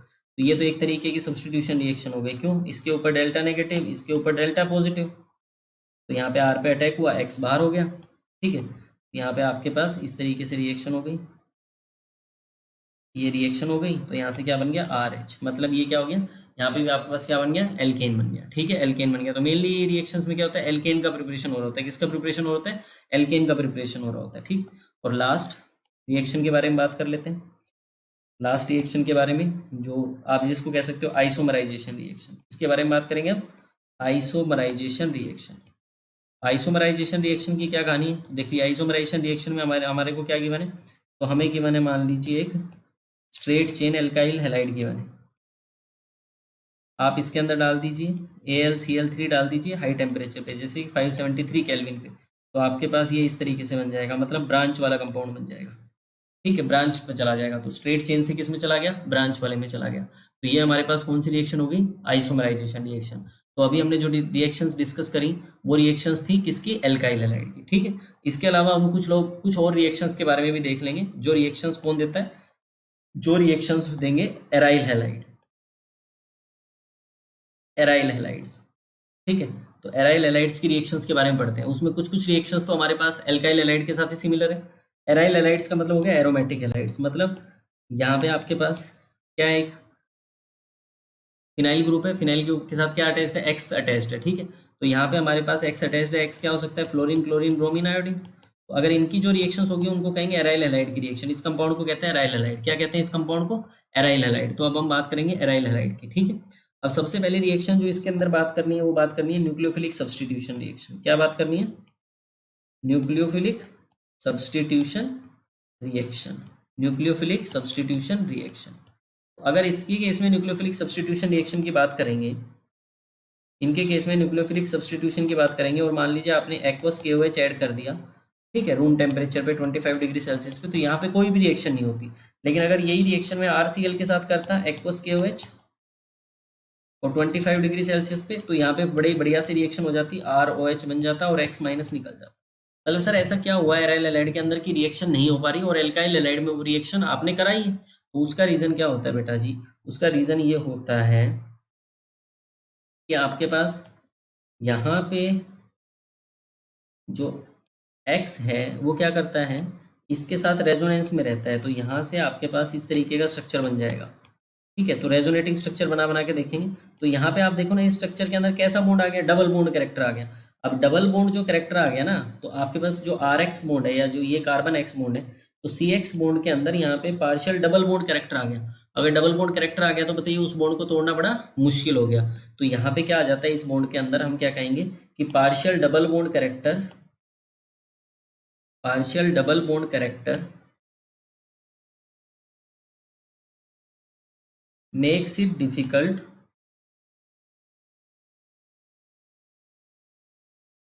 to break CX bond at normal temperature। Normal temperature और प्रेशर, तो normal temperature and pressure conditions पे ये रिएक्शन नहीं दे पाता है। नॉर्मल टेम्परेचर और प्रेशर कंडीशंस पे आपके पास ये रिएक्शंस नहीं हो पाएंगी, ठीक है। लेकिन अगर आप एलिवेटेड टेम्परेचर्स की बात करोगे, हाई टेम्परेचर की बात करोगे और हाई प्रेशर की बात करोगे, तो उस केस में ये भी रिएक्शन दे देते हैं, क्योंकि उस केस में आपके पास ये वाला जो बॉन्ड है वो भी बॉन्ड ब्रेक हो जाता है। क्यों ब्रेक हो जाता है? क्योंकि अगर आप बहुत ज्यादा एनर्जी दे दोगे तो हाइयर एनर्जी पे तो बॉन्ड ब्रेक हो ही जाएंगे, चाहे उसमें पार्शियल डबल बॉन्ड कैरेक्टर भी हो, ठीक है। तो उसके अंदर डबल बॉन्ड कैरेक्टर होने के बाद भी वो बॉन्ड ब्रेक हो जाता है। तो अगर मान लीजिए यहाँ पे Cl ले रखा है, आप इसकी रिएक्शन करा दो NaOH के साथ, तो NaOH से क्या मिलेगा बेटा जी? जैसे OH माइनस, और यहाँ पे आपने क्या कर रखा है 350 डिग्री सेल्सियस 200 ATM प्रेशर, और आप क्या कर रहे हो कॉपर का सोल्ट मतलब कैटलिस्ट का भी यूज कर रहे हो। तो कैटलिस्ट क्या करता है, रेट ऑफ रिएक्शन को बढ़ा देता है। तो आप कई सारे टेम्परेचर हाई ले लिया, प्रेशर भी हाई ले लिया, देखिए 200 ATM ले लिया, तो अब आपके पास क्या बन जाएगा, यहाँ पे क्या बन जाएगा, फिनॉल बन जाएगा। अब यहाँ पे आ जाएगा OH और यहाँ पे बन जाएगा Cl, मतलब हाइयर टेम्परेचर पे रिएक्शन हो रही है। किस पे हो रही है?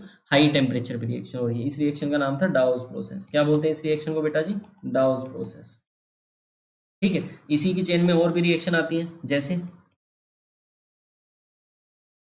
यहाँ पे Cl है, आपने इसके अंदर क्या डाला NH3, लेकिन आपको टेम्परेचर और प्रेशर ज्यादा रखना है। जैसे आपने क्या रखा है, जैसे इस केस में हमने क्या रखा है 200 डिग्री सेल्सियस, हाई टेम्परेचर मतलब 200 डिग्री सेल्सियस रखा हुआ है, 200 डिग्री सेल्सियस 50 ATM प्रेशर, और इसके अंदर भी कॉपर का सोल्ट लिया हुआ है आपने। तो यहाँ पे क्या बन जाएगा, यहाँ पे लग जाएगा NH2, क्या बन जाएगा, एनिलीन बन जाएगा, इसको बोलते हैं एनिलीन, ठीक है। उसी तरीके से और रिएक्शन देखिए, अगर मान लीजिए यहाँ पे आपके पास Cl लगा हुआ है, आप इसमें डाल दीजिए CuCl, और हाई टेम्परेचर पे बात करिए 250 डिग्री सेल्सियस पे बात करिए, तो उस केस में भी आपके पास क्या लग जाएगा, Cn लग जाएगा। क्या लग जाएगा बेटा जी? Cn लग जाएगा। तो इस तरीके से आपके पास नॉर्मल टेम्परेचर पे रिएक्शन नहीं हो पा रही थी, क्योंकि पार्शियल डबल बॉन्ड कैरेक्टर था, इसीलिए हमें कैसा टेम्परेचर लेना पड़ा, हाइयर टेम्परेचर साइड में जाना पड़ा या हाई टेम्परेचर साइड में चला जाना पड़ा, ठीक है। बात समझने की कोशिश करिएगा। एक बात का और ध्यान रखिएगा, अगर मान लीजिए इंपॉर्टेंट बात है, ठीक है, अगर मान लीजिए यहाँ पे आपके पास कोई भी X लगाए और उसकी ऑर्थो या पैरा पोजीशन पे कोई भी इलेक्ट्रॉन विड्रॉइंग ग्रुप लगाए, ऑर्थो पे लग जाए चाहे पैरा पे लग जाए, ठीक है, ऑर्थो या पैरा पे इलेक्ट्रॉन विड्रॉइंग ग्रुप लग जाता है, तो रेट ऑफ रिएक्शन इंक्रीज कर जाता है, ठीक है, rate of nucleophilic substitution increase कर जाता है। तो वो मैकेनिज्म के द्वारा पता लगता है। तो अभी के लिए सिर्फ ध्यान रखना है, मैकेनिज्म वाले पार्ट में हम इसको डिस्कस कर लेंगे। Rate of nucleophilic substitution increases, तो इसके इसमें क्या हो जाता है, न्यूक्लियोफिलिक सब्स्टिट्यूशन का रेट क्या कर जाता है, इंक्रीज कर जाता है, ठीक है। न्यूक्लियोफिलिक सब्स्टिट्यूशन का रेट इंक्रीज कर जाता है, क्योंकि जब इसका न्यूक्लियोफिलिक सब्स्टिट्यूशन कराते हो तो नेगेटिव चार्ज बनता है, तो इलेक्ट्रॉन विड्रॉइंग ग्रुप क्या करते हैं, उस नेगेटिव चार्ज को स्टेबलाइज कर देते हैं। नेगेटिव चार्ज जितना ज्यादा स्टेबल होता चला जाएगा, उसकी बनने की टेंडेंसी उतनी ज्यादा हो जाएगी, उतना ही रेट ऑफ रिएक्शन भी ज्यादा हो जाएगा, ठीक है, उतना ही रेट ऑफ रिएक्शन भी ज्यादा हो जाएगा। अब उसकी रिएक्शन जैसे अभी हमने रिएक्शन पढ़ी थी सेम वुड्स रिएक्शन की तरह, ये तो न्यूक्लियोफिलिक सब्स्टिट्यूशन रिएक्शन के बारे में बात कर ली हमने, ठीक है। दूसरा जो सब हमने वुड्स रिएक्शन की तरह पढ़ी थी वैसी रिएक्शन इसके अंदर होती है जिसको हम बोलते हैं फिटिंग रिएक्शन। तो इनको आप कपलिंग रिएक्शन की तरह मान सकते हो, दो ग्रुप्स आपस में जुड़ जाएंगे ना, कपलिंग हो जाएगी वो, मान लीजिए। तो यहाँ पे एक्स था, यहाँ पे आपने 2Na लिया और यहाँ पे आपने ये दो ही ये ले रखे हैं, मान लीजिए इस तरीके से। तो ये दो ले रखे हैं तो आपके पास क्या बन जाएंगे, बाईफिनाइल बन जाएगा। दो फिनाइल ग्रुप आपस में जुड़ गए, ठीक है, दो फिनाइल ग्रुप आपस में जुड़ गए ईथर की प्रेजेंस में। उसी तरीके से रिएक्शन हुई जैसा अभी हमने पढ़ा था, कि यहाँ पे एक्स लगा हुआ था, Na प्लस, तो इसको विजुलाइज इस तरीके से करा जा सकता है, बड़ा इजी तरीका है। यहाँ से NaX निकल गया, यहाँ से NaX निकल गया, तो यहाँ से आपके पास जो प्रोडक्ट बन गया इस तरीके से, ठीक है। इस रिएक्शन को हम नाम देते हैं फिटिक रिएक्शन। क्या नाम बोलते हैं, फिटिक रिएक्शन, ठीक है। इसी के जैसी रिएक्शन होती है वुड्स फिटिक रिएक्शन। तो वुड्स के अंदर आप RX यूज करते थे, तो इसका मतलब हो गया आपकी बार देखो इस तरीके की रिएक्शन होगी बेटा जी, इसके अंदर इस तरीके की रिएक्शन होगी। एक तो होगा आपके पास PHX और एक होगा आपके पास RX, उसकी रिएक्शन करा रहे हो आप Na ईथर की प्रेजेंस में। तो आपको याद रखना चाहिए कि इसके अंदर एक तो ये तो फिटिक वाला है, फिटिक वाला सबस्ट्रेट है, और ये कौन से वाला है, वुड्स वाला है, तो वुड्स फिटिक रिएक्शन। तो इसके केस में जो प्रोडक्ट बनता है वो हमें क्या बनाते हैं, R बनता है, ठीक है। लेकिन सर उसके केस में मिक्सचर ऑफ प्रोडक्ट बनेंगे, फिटिक वाले के साथ कंबाइन हो जाएगा तो बाईफिनाइल वाला कंपाउंड, और R भी बन जाएगा। लेकिन ध्यान रखना कि इनके केस में कार्बन का डिफरेंस ज़्यादा होगा। यहाँ पे 7 कार्बन है, यहाँ पे 12, अगर मान लीजिए R वाला 1 कार्बन का है तो यहाँ पे 7 कार्बन है, यहाँ 12 कार्बन है, यहाँ 2 कार्बन है, तो इनका जो बॉइलिंग पॉइंट होगा वो अलग अलग आएगा। तो बॉइलिंग पॉइंट अलग अलग आएगा तो इनको आसानी से सेपरेट किया जा सकता है, ठीक है।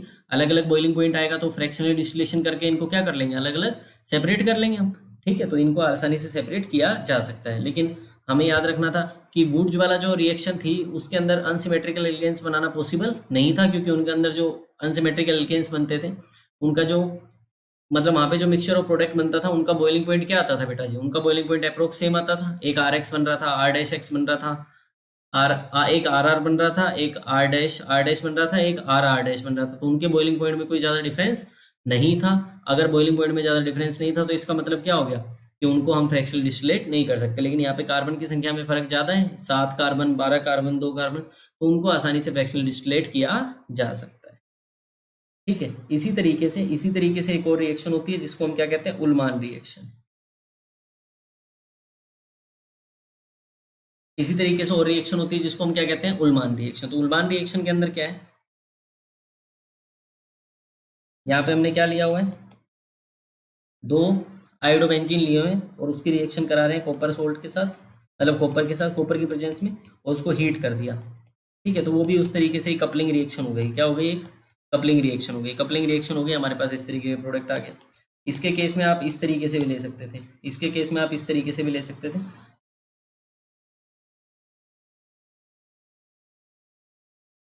तो आपके पास यहाँ पे मिथाइल लगा हुआ ग्रुप आ जाता, दोनों तरफ क्या लगे होते हैं, मिथाइल ग्रुप लगे होते हैं, ठीक है। ये मिथाइल ग्रुप के लिए बताया, ये CH3 लगा होता है इधर, ठीक है। तो इस तरफ हमने CH3 लिया था तो दोनों में CH3 लगा हुआ आ जाता, ठीक है। इस तरीके से आपके पास प्रोडक्ट आ जाता।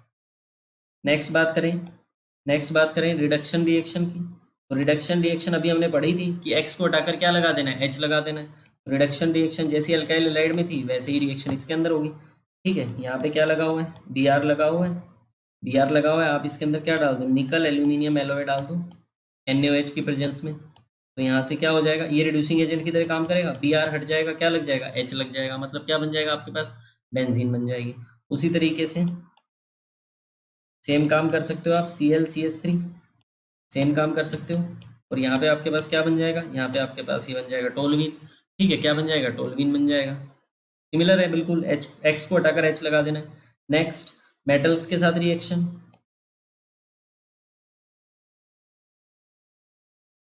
मेटल्स के साथ किस तरीके की रिएक्शन होती है, तो उन रिएक्शन को और देखते हैं। जैसे मान लीजिए मेटल के साथ रिएक्शन की बात कर रहे हैं तो सबसे पहले इसमें बात करिए Mg ईथर की प्रेजेंस में, RX प्लस Mg, तो वो RX प्लस Mg में क्या बनता था, RMgX, तो यहाँ पे आ जाएगा RMgI, ठीक है। मेटल के साथ इस तरीके की रिएक्शन हो जाएगी। और अगर यहाँ Mg की जगह Li होता तो यहाँ पे क्या बन जाता, RLi, यहाँ पे क्या बन जाता आपके पास, RLi बन जाता, ठीक है। Li के साथ इस तरीके की रिएक्शन हो जाती है, ठीक है। और इसके अंदर नेक्स्ट जो रिएक्शन होती है वो इंपॉर्टेंट रिएक्शन है थोड़ा, नेक्स्ट जो रिएक्शन है वो कैसी रिएक्शन है? एक इंपॉर्टेंट रिएक्शन है। इंपॉर्टेंट रिएक्शन के अंदर हम क्या करते हैं? इंपॉर्टेंट रिएक्शन के अंदर हम डीडीटी का फॉर्मेशन करते हैं, ठीक है। डीडीटी का फॉर्मेशन होता है, तो उसके केस में हम क्या करते हैं? उसके केस में हम क्या लेते हैं? उसके केस में हम लेते हैं 2 क्लोरोबेंजीन ले लेते हैं, बेंजीन के ऊपर क्लोरीन लगा हुआ, उसकी रिएक्शन करा देते हैं CCl3 CHO के साथ, क्लोरल बोलते हैं इसको, ठीक है। CCl3 CHO क्लोरल बोलते हैं इसको। इससे जो प्रोडक्ट बनता है वो इस तरीके से बनता है, CH, CCl3 और एक इधर एक इधर,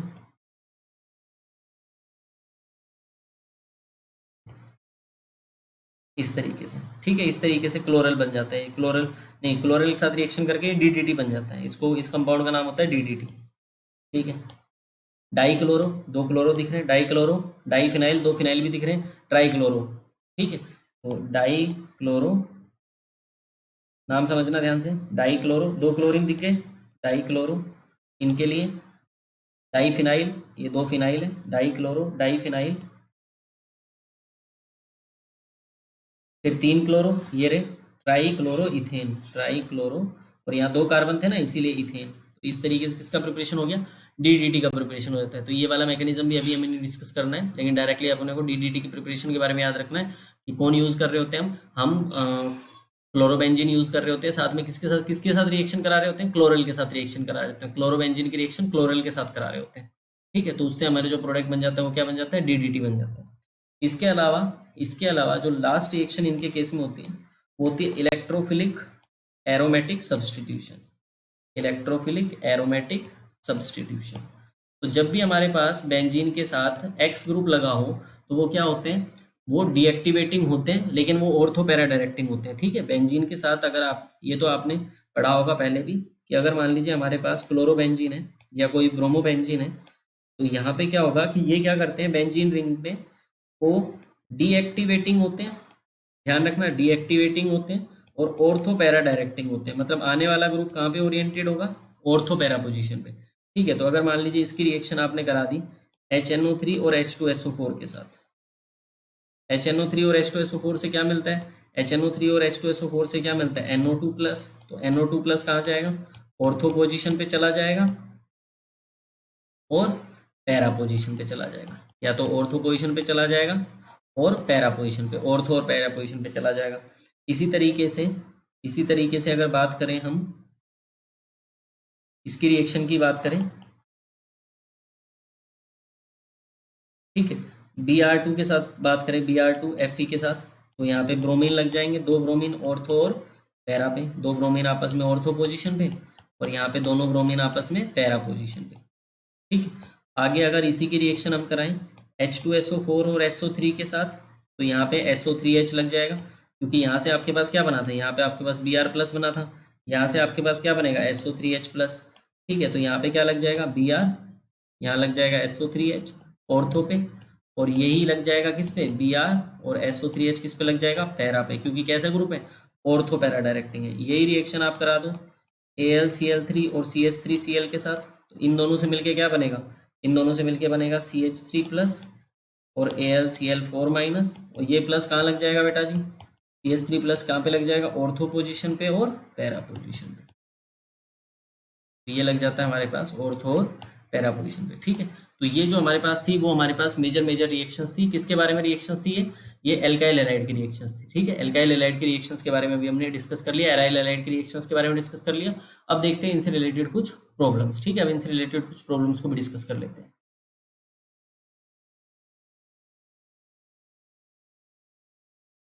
देखिए क्वेश्चंस, तो सबसे पहला जो क्वेश्चन है वो है हमारे पास n propyl bromide on treatment with ethanolic potassium hydroxide. Ethanolic मतलब एल्कोहलिक, पोटेशियम हाइड्रोक्साइड मतलब KOH, एल्कोहलिक KOH के साथ बात कर रहा है। तो बताओ, आपको क्या बताया था? एल्कोहलिक KOH जब भी होगा तो क्या कराएगा? एलिमिनेशन। क्या कराएगा बेटा जी? एलिमिनेशन। तो इसका प्रोडक्ट बताना है हमें, N propyl bromide, N propyl, और यहाँ लगा हुआ है ब्रोमाइड।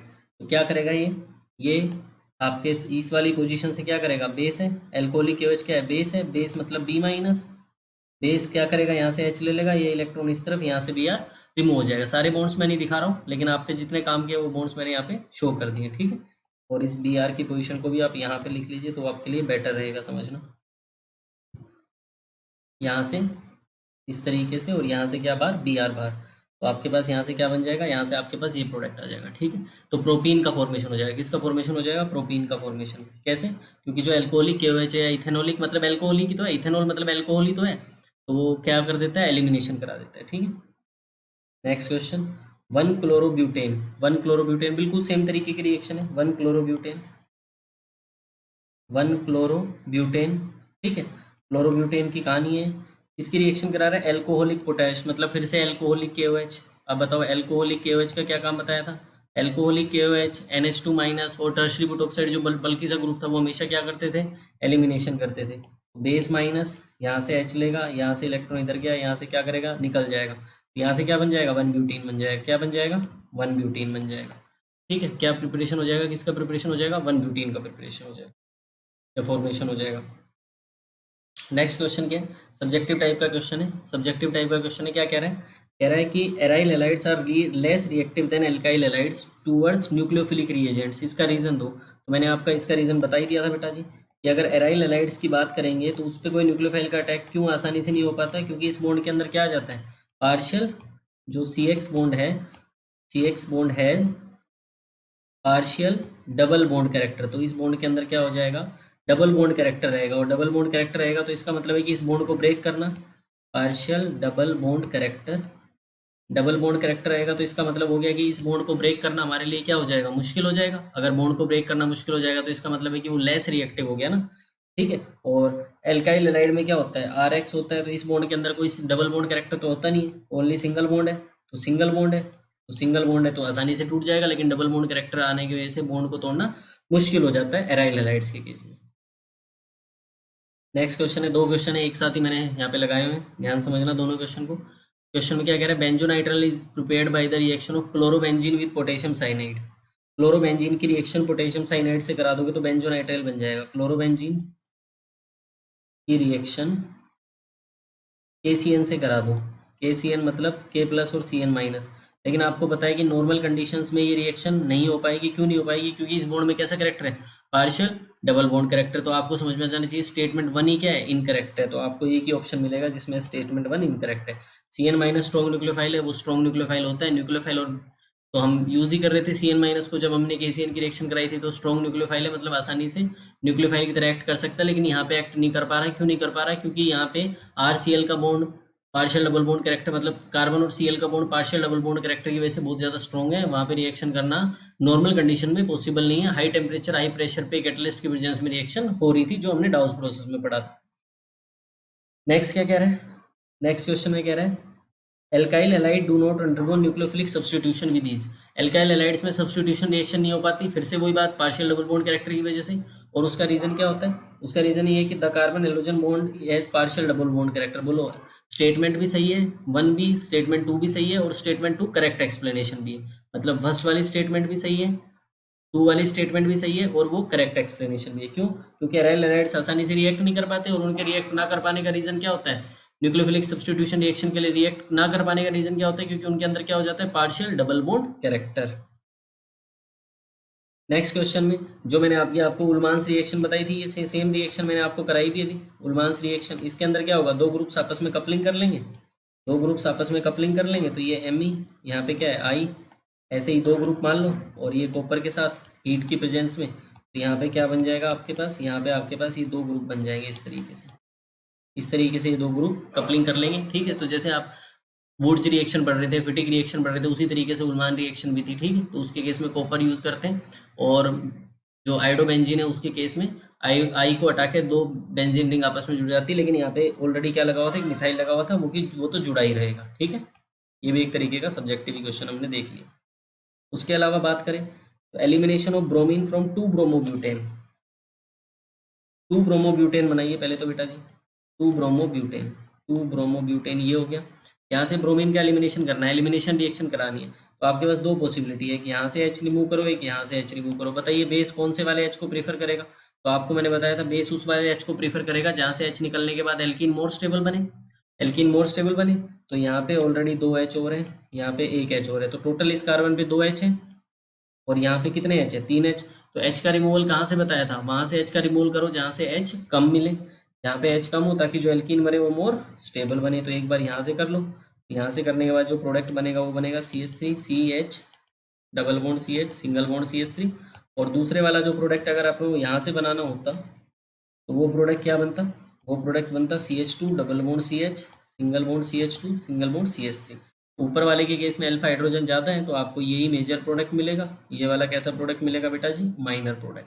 तो मेजर और माइनर पूछा तो मेजर प्रोडक्ट क्या हो गया, ब्यूट टू इन हो गया, प्रीडोमिनेटली ब्यूट टू इन। ठीक है, predominantly but two ene product आ गया। बात समझ में आ गई? ठीक है, तो ये तो अभी हमने डिस्कस किया ही था।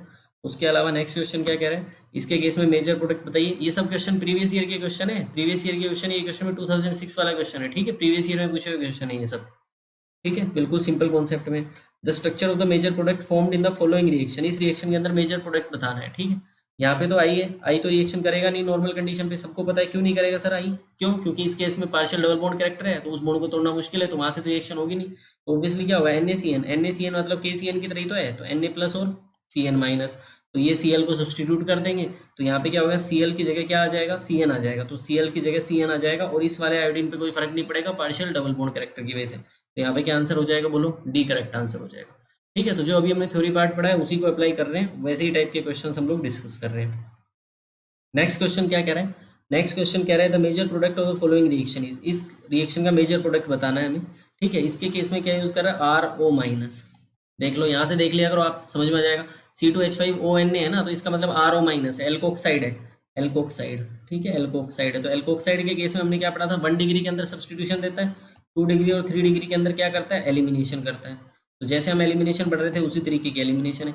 अब देखिए इसके केस में दो पॉसिबिलिटी है, इस कार्बन में Br लगा है तो H का रिमूवल यहाँ से भी पॉसिबल है और यहाँ से भी पॉसिबल, दोनों जगह से पॉसिबल है। लेकिन अगर इसको मैं 1 नाम दे दूं, इसको 2 नाम दे दूं, तो 1 वाली पोजीशन से अगर H को रिमूव करूंगा, 1 वाली पोजीशन से अगर मान लीजिए मैं H को रिमूव करता हूँ,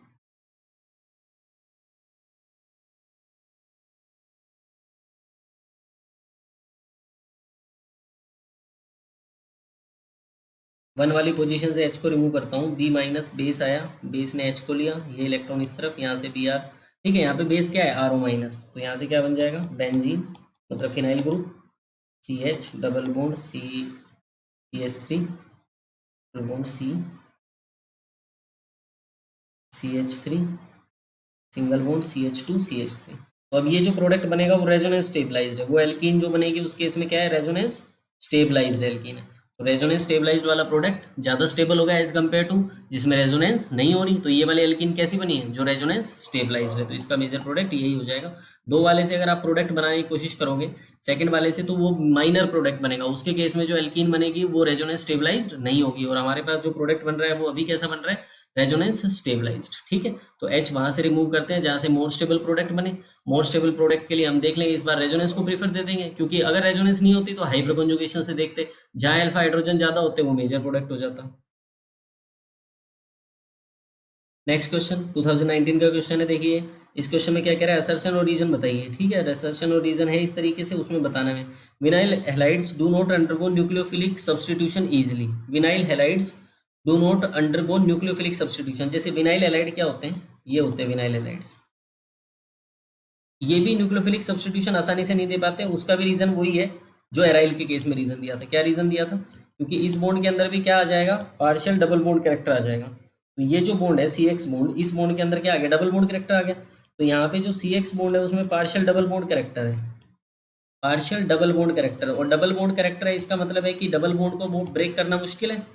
तो डबल बॉन्ड कैरेक्टर है, डबल बॉन्ड को ब्रेक करना मुश्किल है, इसका मतलब है कि ये आसानी से रिएक्शन नहीं दे पाएगा। तो vinyl halides nucleophilic substitution reaction आसानी से नहीं देते हैं।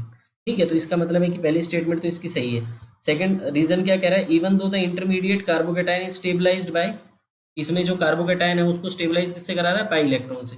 अब इससे एक्स निकालो पहले तो आप, CH2 डबल बॉन्ड CH, आप एक्स का रिमूव कर दो, कार्बोकेटाइन बना दो CH2CH प्लस। ये कार्बोकेटाइन रेजोनेंस से स्टेबलाइज ही नहीं है, तो इसका मतलब है सेकंड वाली स्टेटमेंट गलत होगी। ये क्या कह रहा है, carbocation is stabilised by pi electrons. तो ये कार्बोकेटाइन तो स्टेबलाइज नहीं है ना, ये कार्बोकेटाइन रेजोनेंस में पार्टिसिपेट थोड़ी कर पाएगा, रेजोनेंस की कंडीशन को फुलफिल नहीं कर पा रहा है, तो रेजोनेंस में पार्टिसिपेट नहीं कर पाएगा। तो सीधी सी बात क्या है, और आपको यहीं से भी समझ में आ जाना चाहिए था कि हमारे पास क्या है, फर्स्ट स्टेटमेंट करेक्ट है, जो सेकंड स्टेटमेंट है वो क्या है, रॉन्ग है। तो A statement is correct but R statement is wrong, assertion is correct, reason is wrong. ठीक है, उसके केस में ये जो लास्ट क्वेश्चन है वो हमारे पास 2020 का पूछा हुआ क्वेश्चन है। ठीक है, 2020 में पूछा हुआ क्वेश्चन है, लेटेस्ट क्वेश्चन है। उसके केस में क्या कह रहा है कि एवरेज बॉन्ड एनर्जी की बात करी है। ठीक है, क्लोरीन कार्बन का फ्लोरीन से, carbon chlorine, carbon bromine, carbon iodine. तो हमें पता है कि जिसका साइज छोटा होगा, जिसका साइज छोटा होगा वो बेटर बॉन्ड बनाएगा। तो फ्लोरीन का साइज छोटा है तो उसका बॉन्ड स्ट्रॉन्ग होगा, तो इसका मतलब उसकी बॉन्ड एनर्जी की वैल्यू ज़्यादा होगी। तो सबसे स्ट्रॉन्ग बॉन्ड कौन होगा, कौन सा होगा, फ्लोरीन वाला। सबसे स्ट्रॉन्ग होगा फ्लोरीन, फिर होगा क्लोरीन, फिर होगा ब्रोमीन, फिर होगा आयोडीन। तो हम क्या देखेंगे, सबसे पहले फ्लोरीन, फिर क्लोरीन, फिर ब्रोमीन, फिर आयोडीन। ठीक है, तो आज की क्लास में हमने डिस्कस किया एल्काइल हैलाइड और उसकी वेरियस रिएक्शंस और उसके जो प्रीवियस ईयर के अंदर पूछे गए क्वेश्चंस हैं। तो होपफुली आपको सब आ गया होगा, आप एक बार इसको बढ़िया से रिवाइज कर लीजिए। Thank you.